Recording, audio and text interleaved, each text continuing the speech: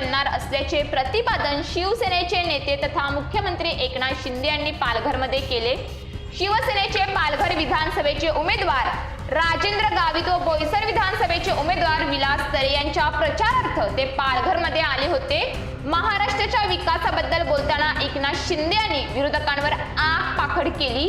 त्यावेळच्या सरकारने विकासाच्या नावे ठणठण गोपाल केला होता, मात्र आता महायुती सरकार काम करत असताना शिव्या शाप देण्याचे काम विरोधक करत आहेत। येथील विकास हा ध्यास घेऊन आमचे इंजिन धावत आहे।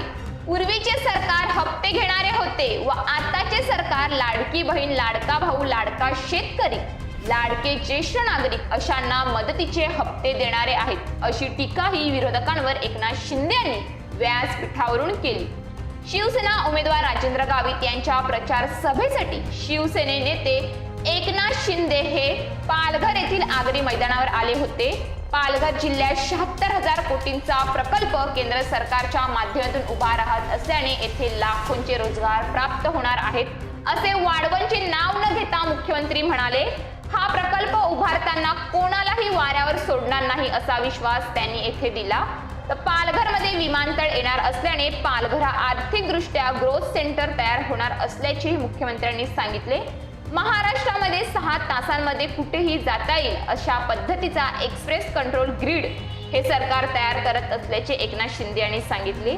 महायुती सरकारने 10 सूत्री कार्यक्रम जाहीर केला असून वचननामा प्रसिद्ध केला आहे। महायुती सरकार निवडून आल्यास लाडक्या बहिणींना 1500 ऐवजी 2100 रुपये, शेतकऱ्यांना कर्जमाफी, शेतकरी सन्मान योजनेत 12,000 ऐवजी 15,000, वृद्धांना 1500 ऐवजी 2100 रुपये हे सरकार देणार आहे। महाराष्ट्रात सत्ता आल्यास महाराष्ट्र विजन 2029 जाहीर करून राज्यातील प्रकल्पांना चालना व राज्यांचा सर्वांगीण विकास साधणार असल्याचे मुख्यमंत्री एकनाथ शिंदे यांनी सांगितले।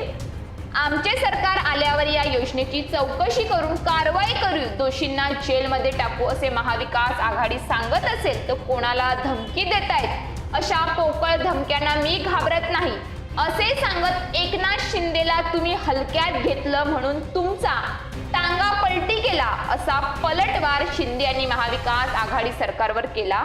लाडक्या बहिणींसाठी, भावांसाठी, शेतकऱ्यांसाठी उद्या जेलमध्ये जायची वेळ आली तर एकदा नाही तर 100 वेळा जायला मी तयार आहे असे एकनाथ शिंदे यांनी सांगितले। कोविड काळामध्ये तुम्ही जे पैसे खाल्ले आहेत म्हणून आता तुमच्या बॅगा तपासल्या जात आहेत अशी टीकाही त्यांनी केली, पालघरमधून केली आहे। निवडणूक आयोगाचे प्रतिनिधींचे बॅग तपासणे हे कर्तव्य आहे। माझ्या बॅगाही तपासल्या जातात, मात्र मी ते व्हिडिओ काढून व्हायरल करत नाही असे शिंदेंनी सांगितले।